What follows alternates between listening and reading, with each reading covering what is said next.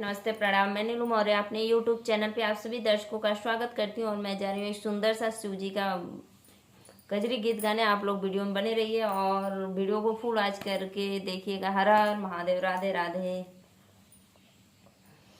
भोले बाबा हमार दुख दूर करा, इतना जरूर कराना।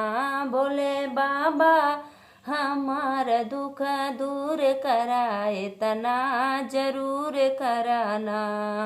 तू तो शिव के अवतार, तो हर महिमा बाया पार। तू तो शिव के अवतार, तो हर महिमा बाया पार। हमरे मंगिया के सिंदूर भरपूर करा, इतना जरूर कराना। हमरे मंगिया के सिंदूर भरपूर करा, इतना जरूर कराना। भोले बाबा हमार दुख दूर करा, इतना जरूर कराना। भोले बाबा हमार दुख दूर करा, इतना जरूर कराना। हमरे गोदिया के ललनवा भरपूर करा, इतना जरूर कराना।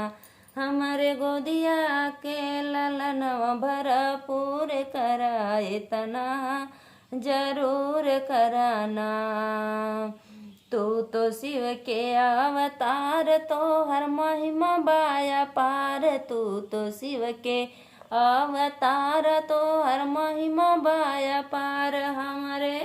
हमरे अंग के चुनरिया भरपूर करा, इतना जरूर कराना। भोले बाबा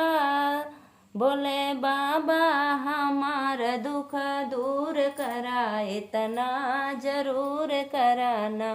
भोले बाबा हमार दुख दूर करा, इतना जरूर कराना। तू तो शिव के अवतार, तो हर महिमा बाया पार। तू तो शिव के अवतार, तो हर महिमा बाया पार।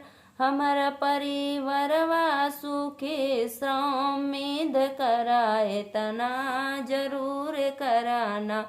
भोले बाबा हमार दुख दूर करा, इतना जरूर कराना।